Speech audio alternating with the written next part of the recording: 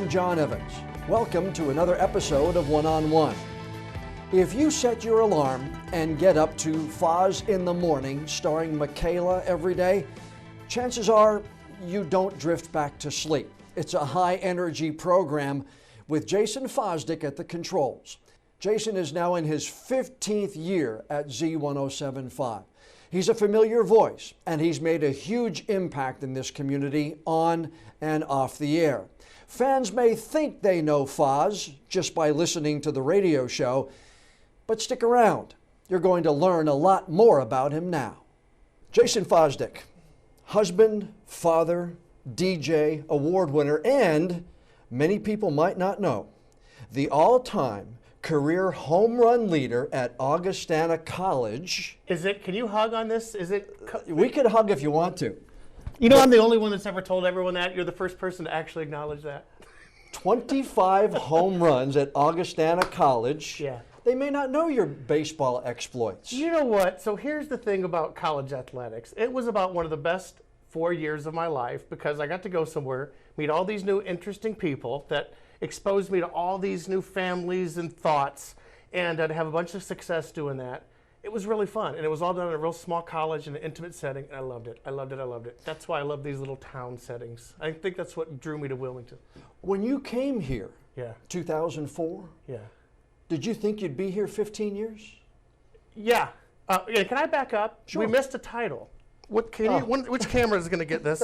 I am the official president of the Jon Evans fan club, and we're growing by the day. If you'd like to join, WECT.com. I'm sure it's on their app and all the other wonderful things in this award-winning studio.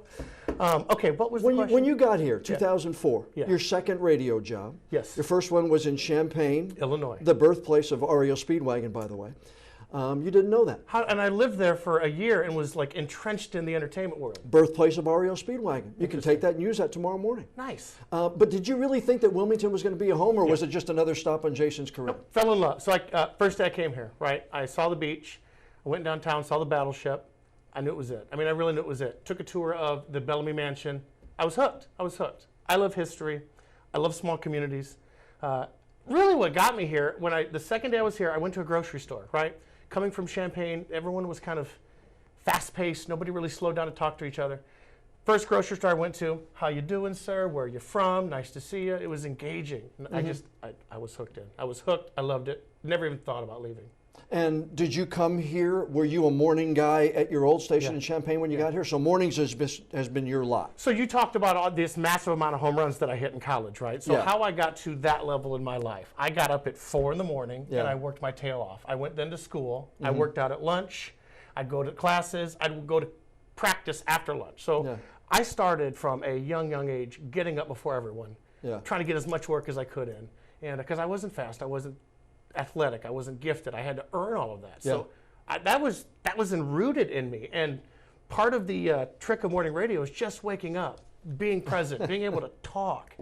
That's half of the job, and I was ready for that from day one. And what was the family home like? I read and tried to do some research.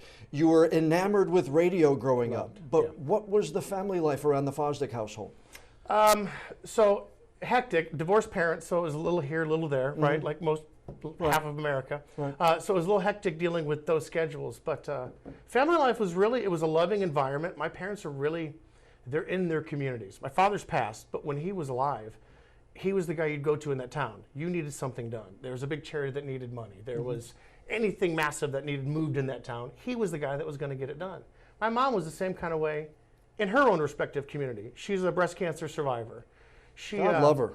Yeah, I love her. And well, you know better than anyone how tough that battle is. We do, yeah. And so she took that and then started raising a ton of money for other women in our community. And so my home life growing up, I saw these two amazing people doing all these amazing things for all these other people. That was growing up.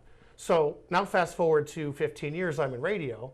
Now I've got this massive media behind me that I can do the same thing with a whole radio station behind me. And it's well, now you got a fleet of radio stations behind you that you work for. Absolutely right. Yeah. And I've access to all of them. So it's amazing what we can get done. And you need to learn the word no, because I don't think you've used it very often when people ask you to do things. Because you know, and when you get into the business, I don't know if many people know this, there's one side of the business when you get into it, whether it's radio, TV, or whatever, you got to do your daily job. But then you've got to build some kind of community behind you. And that's when you go out and you do the weekend events and you do the weekend evenings and you do the after work things that you've been doing now for 15 years. How do you think we became friends? Because you do the same thing. Well, yeah, but I mean, but both of us were trying to do that same thing as we went along. So here's what I learned really quickly in radio. When I first got into radio, I was like, oh, this is all about me. I'm Foz, I'm the guy you got to look at, it's all about me, right? Yeah. Like everyone who gets in entertainment, it's just a really selfish mindset. Then I realized the power of what these things can do, what TV stations can do,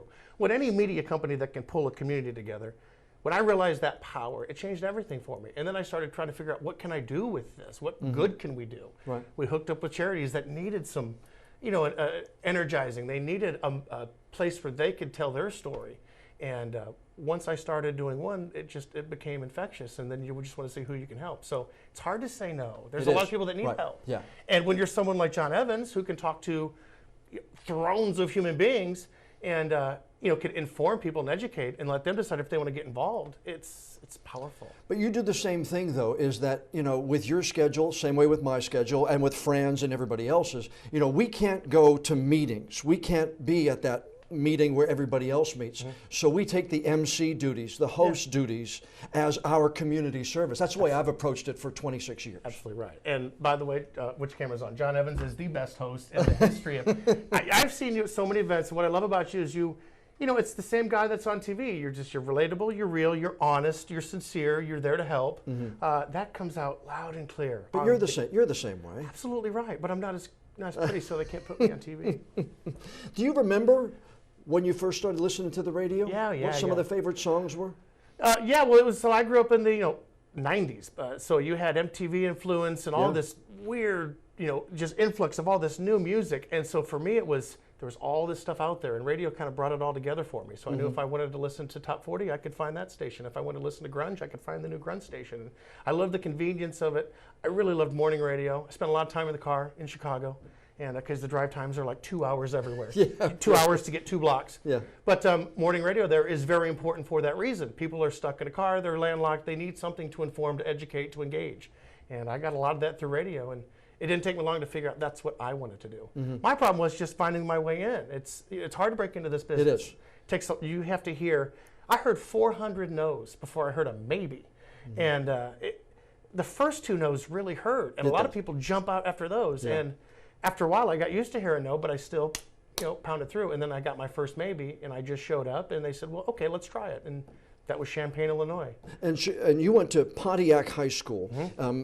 When I went to high school, when you went to high school, there weren't the opportunities that maybe a lot of the students have now, where you have the high school radio stations and you have the availability of doing your own thing and putting it on YouTube where people can see. We had to send out letters, and we had to knock on doors. And many of those no's, like you said, hurt. Yeah, I was a very broke kid trying to bust into radio. So what I was doing was I'd save up enough money to send my demo with a pizza box, so they would open it, and at least there would be some. Well, this is different than the other 400 tapes that I got in. That's interesting. 3 pizzas it took, which for a kid who had no money, it was thinking, how long can I play this game? But I tried to do something special to stand out, and that's what it was, a pizza box. Yeah, and you went to Augustana. What drew you to Augustana? Believe it or not, it was my head coach in high school went there, and he just told me about it. It was a great school, a lot of one-on-one attention, small school, but big thinking. And I kind of liked that. And that's exactly what I got from that experience. And you played football there and baseball, but baseball is where you stood out. I was an All-American football player, John. You were, but you still hold baseball records. I only had right 16 of them, I think, when I left. Right here, and the school's career RBI record you held for 6 years till it was broken in 2006. The school's baseball bio in 2000, quote, Fosdick has no equal in the power hitting department. That's a true quote. End quote. From my mother.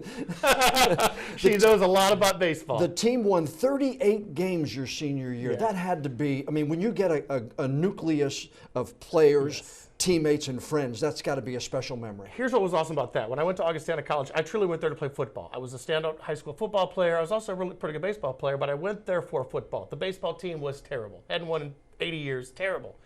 But we got a bunch of guys that got together and decided, let's make this good. And we worked hard. We were bad our freshman year. We got better our sophomore year. By the time we were seniors, we were one of the best teams in the nation. 38-8. Yeah, it was awesome. And so to be part of that, to take a really bad situation that nobody was excited about, and when we handed it back as seniors, this was one of the most exciting programs in the country for Division III. That was exciting. Yeah. It took a ton of work, but what a great life lesson to then take into radio. Yeah. Because boy, radio wasn't easy at all. No. And if I didn't come into it ready to just give everything I had from 4 a.m. to 4 p.m., I mean, I wouldn't be where I am today. So. And you were part of the first NCAA appearance in school history. In 1999, NCAA Division II tournament appearance, you were on that team. Yeah, we were terrible before, so we were the first team to actually make it to the postseason in like 80 years. It was amazing. All-time top 10, home runs number 1, runs batted in third, Yeah. on-base percentage 4. Now this is 2019. This isn't 2006. When I graduated, I think I had 16 of the all-time career, like single-season career records. Well, you're still in the top 10 in 1, 2, 3, in 8 categories. You're still in the top 10. My mother will be proud. So Illinois School of Broadcasting, what pushed you there? Had you learned about that? Had you heard about that? No. So I was sitting in the car doing financial planning. Okay, so I graduated college. Sports was over. I did financial planning for about 1.5 years. I didn't like the experience. I loved the job because you could help people. You could inform them on all these different financial products, sell people life insurance, give them products that they really needed. Right. That was cool, but I wasn't getting anything out of the job, right? I was sitting in my car going to another kitchen table appointment one night, and I heard a commercial on the radio. Do you want to be in radio? Call the Illinois Center of Broadcasting. And so I called them, took the tour. I signed my check right there on the tour for the tuition because I felt like this is where I belong. And my whole life changed literally in one day. At 23 years old, one summer afternoon, taking one tour of the Illinois Center. And what was it about it? I knew this is where I wanted to be. There was electricity in the air. We were doing a little, I sat down with 2 college students that were doing their little internet show, okay? There had no listeners. It wasn't a real show, but it was just the setting of 2 people sitting there talking about whatever's on their mind right there. They had a phone line which went to the other studio. So you had another person calling in, but you got the small experience of, oh, this is what it would be like to be on a morning show. You've got all these people engaging, talking, having fun. I wanted that. I wanted a piece of that. And that's really what, I knew that would be my path to get into radio, and that's what led me there. And then I won a nice award from that school. Yeah. The outstanding broadcasting student for the whole school, which was nice, and that gave me a little star on my resume to at least not get it thrown away the first wave. And who was the first, what was the first station you sent out a tape to? Oh, I don't even remember. There was, as I said, I sent out 400 before Champaign said I'll do it. And Champaign, Illinois, the first 2 stations before that, there was a station in Iowa that I sent a pizza to. I called the local pizza place, sent my demo up there in the mail, organized all of that. The 3rd pizza was Champaign, and that was probably demo tape number 403. And when they said yes? I can't even explain it because I was so excited. I felt like I was floating. I was shaking because you work so hard for something when you finally get there. And I knew I hadn't gotten there because I still didn't even know anything about radio. I had no clue what I was doing, but I knew I was going to get a chance. And like every other thing in life, as long as I got a chance to do it, it always ended up okay. You get a chance, you work your tail off, you learn from all your mistakes. Everything seems to end up okay. And how did it go? Take me to, you remember that first morning? Yeah, like it was yesterday. So my first morning, the PD, they didn't have any training back then. The PD's training was your job starts at 2, don't cuss. That was my whole training. Your job starts at 2, don't cuss. I didn't even know what studio I was supposed to be in. So I get in there, and we had this thing where you could either turn the station on live board or dead board. If it's on dead board, nobody can, okay. So the board that I was running was on dead board. I wasn't broadcasting over the air. I was talking so loud into the microphone, it was bleeding through the walls, where the PD, who was sitting next to the studio, thought I was on the air because I was just screaming, because I was so excited to be on the radio. It was really bad the first few months. Finally, I calmed down. I started, really focusing in on the craft and radio, and it all worked out. I was put into mornings only 3 months into it, so I still didn't know what I was doing. The morning position opened up. They thrusted me into that show, not really knowing anything. About 2 years of really bad radio, and then finally, I understood. When did you? Was there a day, a moment, and something that told you, I get this? Yep, a phone call. It was a phone call. It was a mother and her daughter. They're sitting in the car, and the mother said, "I just really appreciate you. We're having a bad morning, and you really made my morning." And I put this lady live on the radio, and we were just having a few just a little quick conversation that was just going out live on the air. And so what I realized in that moment is how powerful morning radio, or just really any broadcast, any program that's connecting with people, the power you really have. And what also really clicked for me was I need to give part of this station to the listener. If I can open up a space where people can call in and feel comfortable, where they can be part of the program. You know, the secret to what makes Z an amazing station is we build everything right here. The jingles that you hear on the station, these are local people. Right. All the audio, all the listeners talking about, oh, I love this radio station, I love it. It's all people here in town. So we're building the station with people in this town. It is a true local made product. Yeah. And I wouldn't have got that if it wasn't for that first phone call where I really realized we've got to open up this radio station to the public. My job as the PD is to make sure that Wilmington is building this with us and contributing in several different ways all day. And then 4 years in Champaign, roughly about 4, what brought you to Wilmington? Mark the Shark called me. He said, hey, we've got a job by the beach. The money's terrible, but I think you're the guy for it. There'll be great opportunity to grow. And I never even heard of Wilmington, North Carolina. Never even heard of it. So I did what everyone did back then. I went online, and the internet wasn't nearly as powerful. Yeah. Yeah. So it took me about 35 minutes to finally dial in, and then I got this, a couple of pictures, and one of the pictures was of the Bellamy Mansion that was online back then, believe it or not. Another picture was of Wrightsville Beach. So I saw those 2 pictures and thought, well, maybe let's go look at this station. I came down here and toured, and that was it. I said, I want to be down here. I knew wherever I ended up in radio, and this is where I'm going to end up in radio. It really is. And it's weird to say that so young in a career, but this is where my passion is. I knew pretty early in, this is where I wanted to stay and be special. And in today's world of media, it's hard to do that when you're constantly chasing, right? Hard to do that. And I didn't want to be chasing. I wanted to be important and influential. And so I dug my heels in and said, this is where I'm going to stay. And as radio has changed, because television has changed, media as a whole has changed. Absolutely. It's become, in many ways, more corporate. How have you been able to navigate? Let's face it, it hadn't been very smooth waters in the 15 years, whether it be TV or radio in this market or in the business. Here's what's exciting, though. And here's why you guys are so great. You're ahead of the curve. We've got 15 years ago, we didn't have these apps. We didn't have digital studios. Even for you guys to get a news story on the air 15 years ago, I mean, that might have took half the day. You guys have news stories on in a matter live a lot of times. The amount of places where we can now put our content, where we can put our stuff, where we can put our clients' messages, it's really opened up the candy store to. We have a lot of different bullets in our gun, so to speak, and it's fun. I think it's way more exciting now. It's hard because there's so much competition. 80 years ago, you had 3 TV channels. Now you've got 300 TV channels. You had 5 or 6 that were able to hear you, and now you've got 5 or 6,000. You can hear my music that I play on Z in 1,000 different places. You really can. So it's really opened up the competition. But what's made you guys great and what's made our station great is we've really honed in on the local aspect. Here's what's going on in our town. You're not going to get that from national news outlets. You're not going to get that from those. You're going to get that from your local news media.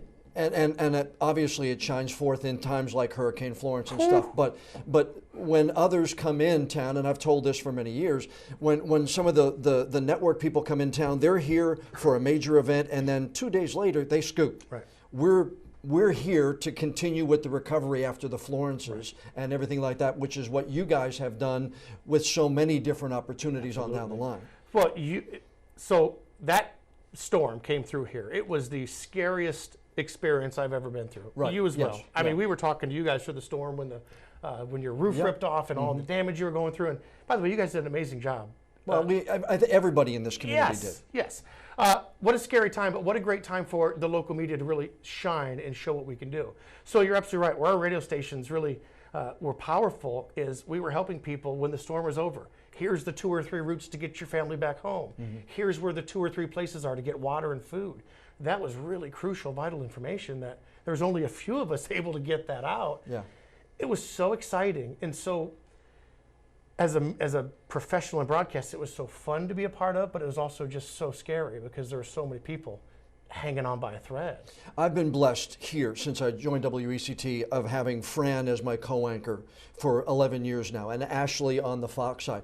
You've had several who have come here and then decided to go on to different Several's things? a nice way to put it. Okay. How have you, first off, can you name them all first Yeah, I'm pretty now? sure I could. It started with Nikki St. John, and Right. right now it's Michaela, who is absolutely amazing. Michaela's a local business owner. She had no radio experience when I hired her. Right. And which was very hard to convince corporate. As you said, it's a corporate job. Sure. To convince somebody that I want to hire somebody that has zero experience in this job when I know you're asking for 5 years, it took a bit of a conversation. Yeah. But there's been a lot of co-hosts. They've all left for a myriad of different reasons. They Right. really have. Some have had great opportunities. To get up every morning at 4 a.m. and to be positive and to engage, it's exhausting. It really is. And I'm surprised I've been on the hamster wheel for so long. Well, that's what I was going to ask you along the way. You've had to get used to different co-hosts along the way. How long does it take you to finally say, okay, I've got it, I've got you, you've got me, let's go forward here? Honestly, it's pretty instantaneous. I know pretty quickly with when putting somebody, because again, I've done this 10 times at this point, putting somebody new on the air, you know pretty quick if the chemistry is there, right? And a lot of times what I'm looking for is just a good person. I can teach anyone to do radio. You can teach anyone to be a good, newscaster. Right. But what I need is someone who's really a good person, who's got a good base, who wants to give back to the community. That's what I've looked for in all the co-hosts. And it took me a while to really find the quality I'm looking for, but I've honed in on it, and that's certainly what we look for now in anyone we hire now to be on the radio. But it's got to be tiring getting up at the hours you get up. You would think I would be so cranky, right? And not, I hand the Bible, swear to God, every morning the alarm goes off and I jump out of bed. I really do. Every day's different, every day's exciting. I can't wait till the red light goes on when I hit that mic at 6 a.m. and we start talking. I love it. I love it. The phones start ringing immediately. We start getting the temperature of the town. My day's wonderful. I get here's all my news stories I want to get through. If I get through them, I do. If I don't, we don't. Wherever the wind blows us, that's where the conversation goes. And it's a fun space to be in for 3 hours. How long does it take you to prep? It takes us a certain period of time to build our 4 o'clock newscast, 5:36, and everything. How long is that, by the way? Well, it all kind of depends. I mean, we have a producer who's working on those newscasts all day long. Gotcha. When I actually start sitting down and reading my scripts and then going through the scripts that we split, it takes me roughly about 90 minutes to get through the scripts between the 5 and the 6. Gotcha. Now, 10 and 11 o'clock, it's even longer because it's Ashley and I splitting 2 and then Fran and I splitting 2. So on a night like tonight, when I do the 10 and the 11 myself, it takes a better part of 2 hours to go through everything and put it in my vernacular, the way Jon is going to deliver it. What about you? What is your prep time? How long does it take Foz to prep for a Friday morning show on Thursday? 1 hour. And it's always in the morning. I don't do any prep the night before because I go to bed at 8 o'clock. That's when a lot of the news is happening, right? Yeah. So you really prep for 1 hour in the morning before? I get in at 5 a.m. every morning. I have a little fun with Stanley B. from Jammin' and Suzanne from Sunny and all our morning people. And 1 hour every morning. And it's really just pulling the news stories I want to deliver that hour. I spend a couple of minutes with each story so I get familiar. So when I'm ready to deliver it, I don't have to do a lot of pre-work. And that's really it. The way the morning show's set up, it's so freeform. It's just like we're doing right here. Right. Two people talking about what's going on today. And except you're in front of a bigger board. You've got 2 microphones next to each other as opposed to us having them on our shirts at this point Absolutely in time. right. Yeah. And it amazes me how you can kind of take that show control at 5:59:55 and make it your own for 4 hours every day. Not an easy job. No, it's not. Not an easy job. But are you really whipped at 10:01 every morning? Oh, yeah. So I'll hit a wall by 11. I'll hit a wall. I do one of these by about 11. I'll get a couple of cups of coffee, get my second win, and off we go. I'm usually there from 4 to 2 or 4 to 3, 4 in the morning. I'm sorry, I get up at 4 in the morning. I'm there at 5. I'm there till 2, 3, 4 in the afternoon. Sometimes 5. It depends on what's going on. Like you being here till midnight. Do you realize how long of a day you're going to work today? Yeah. Does your wife not? Well, if I was home anymore, she'd send me to work even more. Oh, okay. You took on some management tasks recently. Absolutely.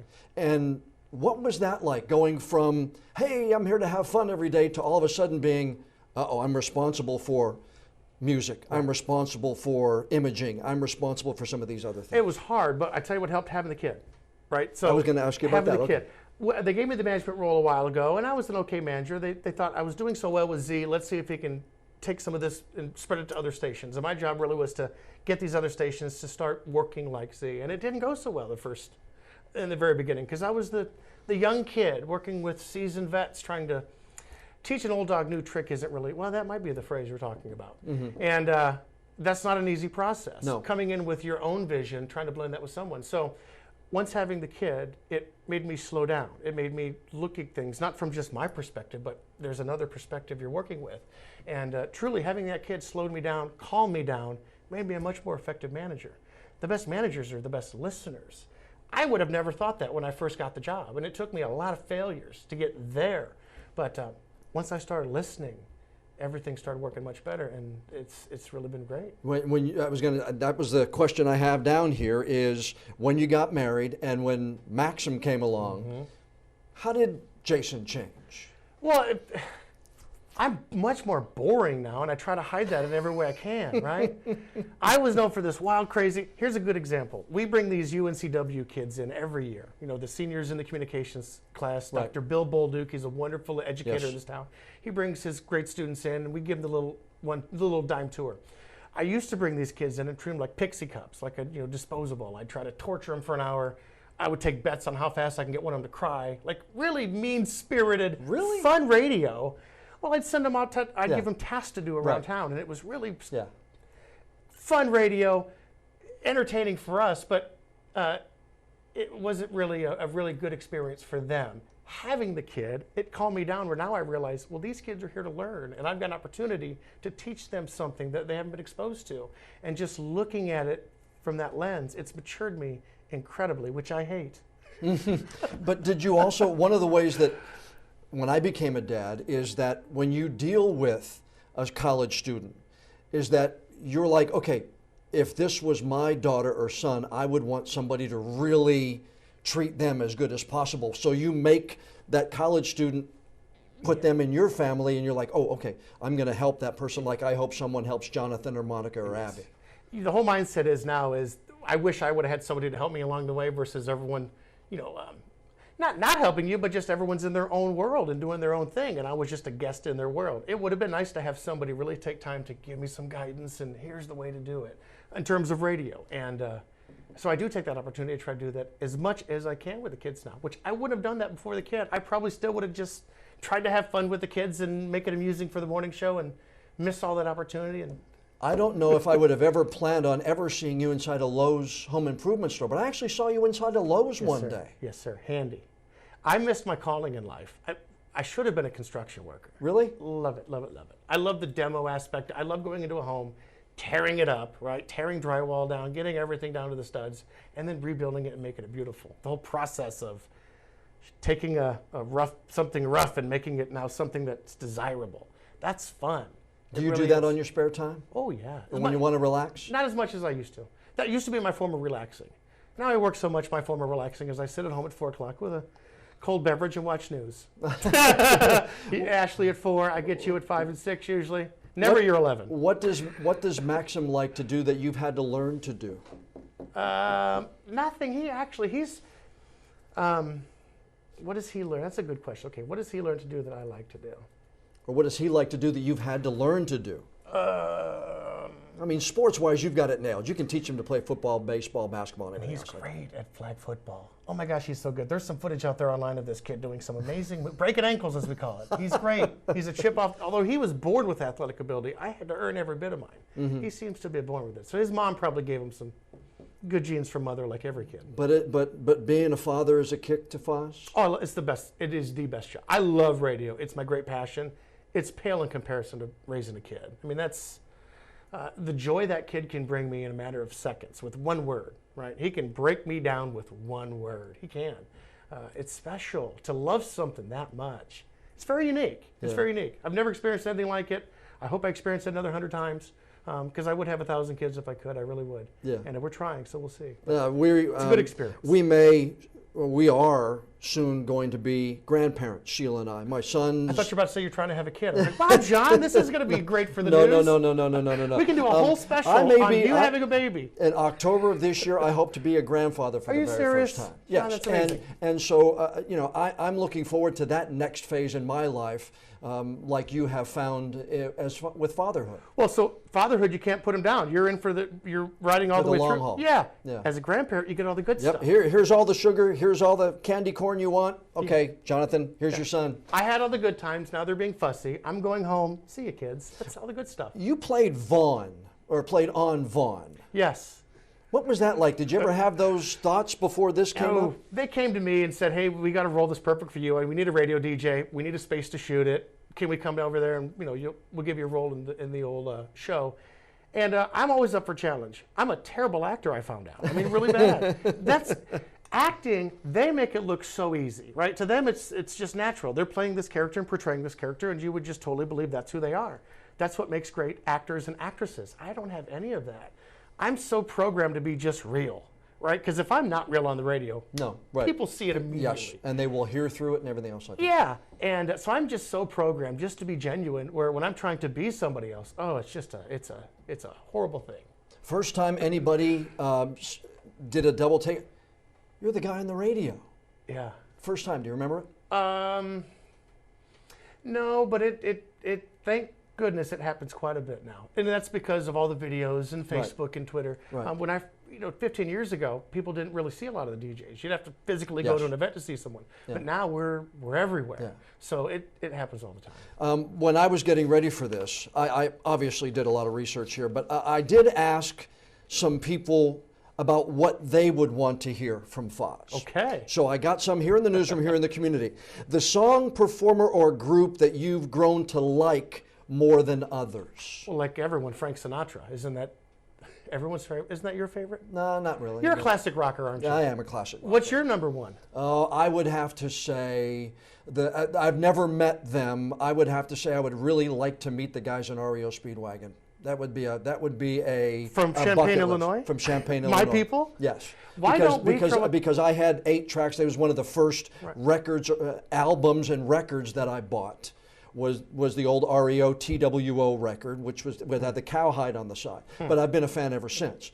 But was there a song or a group or a performer that you like more than most? Is Frank the number one for you? I truly like everything. So I mean, I love top 40 music, obviously, because I'm on that station. Yeah. But I listen to that 8, 9, 10 hours a day. So I'm putting my time in with that music. When I leave, I'm always looking for something else. So for me to relax, I usually go to a Sinatra or 60s rock or some kind of some station to get as far away from top 40 as I can. I was going to say, do you go the other way and on your playlist have everything from Frank to Metallica all the way around? Absolutely right. Absolutely right. Why don't we bring REO Speedwagon to town? Oh, I'd love. I mean, y'all could sell 100,000 tickets like that. We'll do the Wilson Center like we did Rick Springfield 2 weeks ago.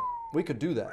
And did you sign some big new contract? I know you could pay for it. We'll hit Francis up for somebody. Well, maybe Sheila for my 60th birthday will start with Dr. Damian Brzezinski. They can make that happen. Oh, and she's got to have some bikes left over. You had so many bikes from that bike drive. We'll sell some of those. There's got to be some. The song, performer, or group that you just never want to play again. Oh, that's nobody. It's for me. The station is not for me to say who's on or who's not. Oh, I know, but if you. If I could get rid of one. Yeah. I'm such a fan of people expressing themselves. So even if your music's terrible, if music is where your heart is, God bless and go do it. So there's nobody that I would say I don't like that. But because you, how much of the music do you actually listen to? Because you're doing other things when that 3-minute and 22-second cut is on, right? Absolutely right. When the music's playing, which is a rarity, because you see we're talkers, so I'm yapping most of the morning. Yeah. That music is really there as a bridge to give me a chance to breathe, get my thoughts together for the next segment. So I barely hear the music in the morning. Barely hear it. Okay. First performer that you met that you were in awe of or spellbound? Nelly. And Nelly's one of the nicest. Nelly has never been here, has he? No, Nelly came here. Yeah, he was here. Yeah. Oh, that's right. Yeah. Believe it or not. So my first major interview was with Nelly. I was very nervous. I was honest with him about it because I had only been in radio at that point like 2 weeks. So I said, Nelly, I'm really nervous. Just to let you know, going into this, if I say anything weird, have fun with it. And he dropped his guard. He became like the big brother. It was like, it's okay, we'll get through this. And I've never seen a celebrity really take time to do that, to be a helping hand. I was so impressed with that, and we had an amazing interview. When I moved here later, I called his people and said, it's Foz. He might not remember this, but I'd love to interview him again. He called right up. It was like we were old lost friends. How cool is that? Yeah. So I was very impressed with Nelly. I was not impressed with what happened during his lovely drive down I-40, but it is what it is. What about the person who you met and could have just wanted that 30 minutes of your life back and weren't very impressed with, or really could have done without? Oh, anybody? Kanye. Remember when Kanye West came to town? Yeah. He just wasn't a big fan of anybody. People? People. And part of it was he was so focused on getting his show right, because he came here to kind of fine-tune his show, and he just didn't have time for anybody, and that was very obvious in the conversations. Person you would like to interview or work with? Jon Evans. Oh, come on. Jon Evans. Oh, come on. We've worked together. We've even done wing eating contests together. Right. You can't do that with Nelly or Kanye. But I would want to. Who would you like to meet and interview of those who you haven't had the chance? Music, social? You know who I'm really fascinated with? And it's not even music. People like Warren Buffett, Bill Gates. Bill's wife would be even more fascinating. People in this world that are making a difference in positive ways. People that are taking their situations and their success and doing good with that. I've always been fascinated with that. When Warren Buffett took his billions and donated it back, that was one of the kindest acts ever in humanity. It really was. And I know some people will sit there and think, oh, it's just a rich guy giving back. He didn't have to do that. Right. He really didn't. And I love people that, it doesn't have to be billion-dollar donations. It can be just somebody who takes the time walking down the street to acknowledge somebody else and make them feel good. I enjoy people like that. In terms of celebrities, Warren Buffett's a great example. Coolest thing that your job has allowed you to do?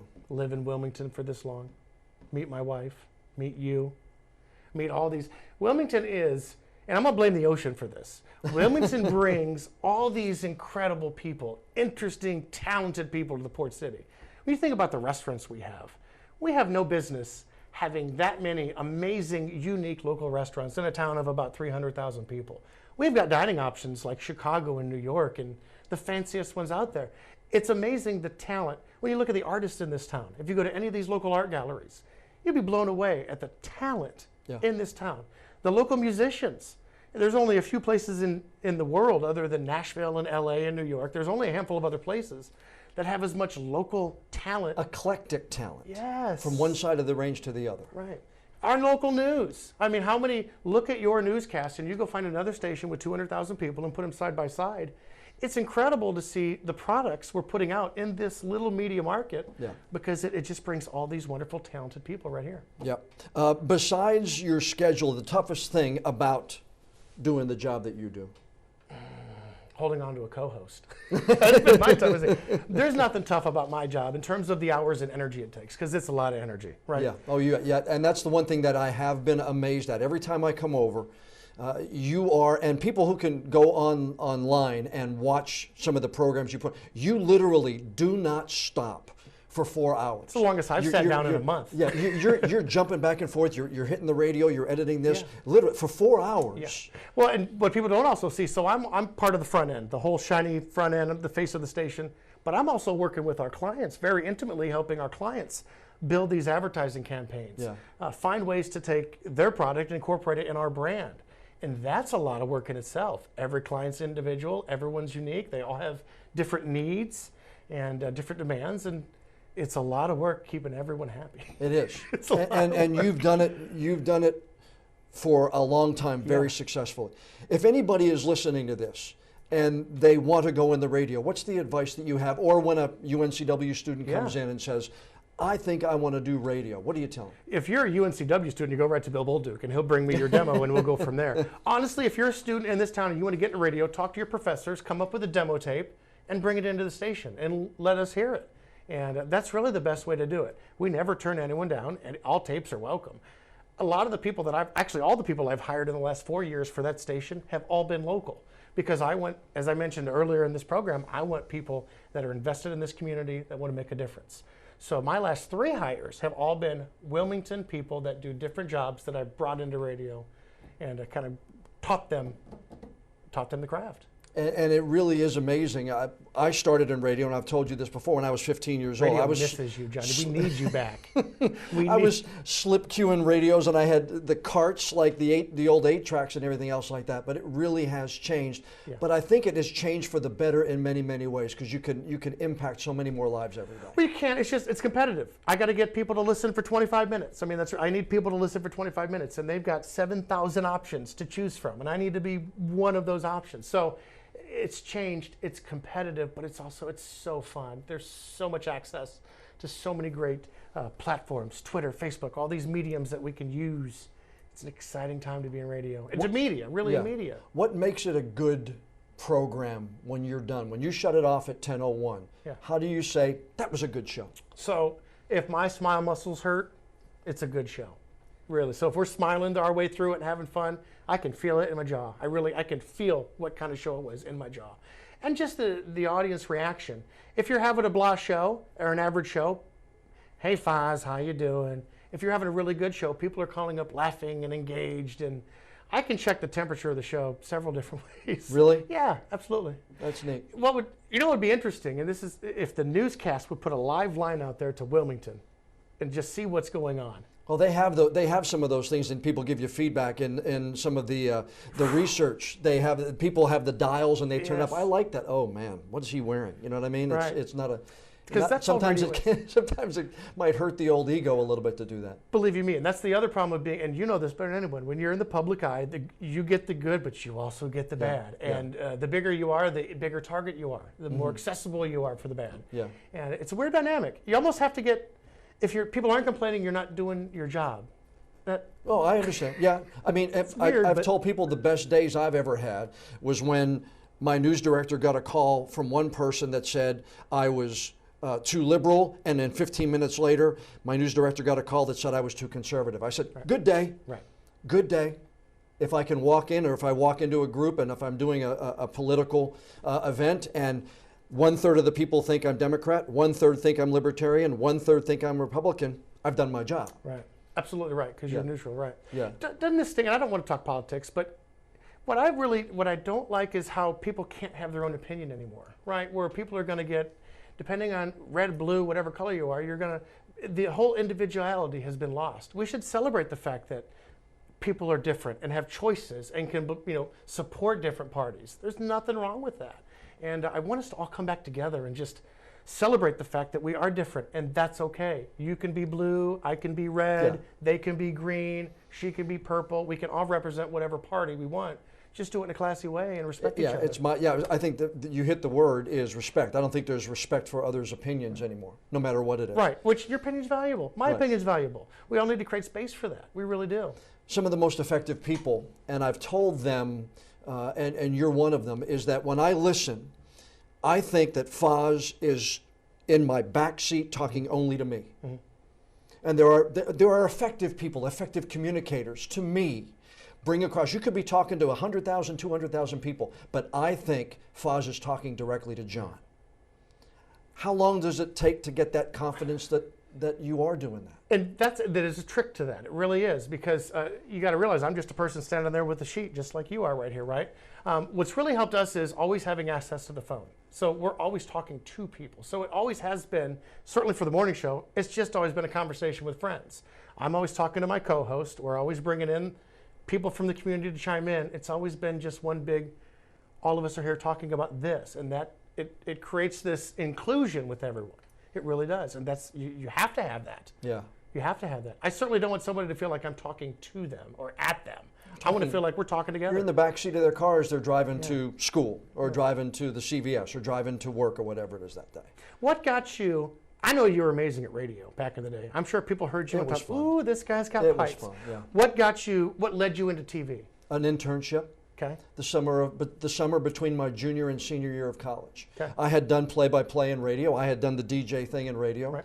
I was early '80s, so I was the heyday. I was the when U2 was doing Gloria before they started doing Joshua Tree.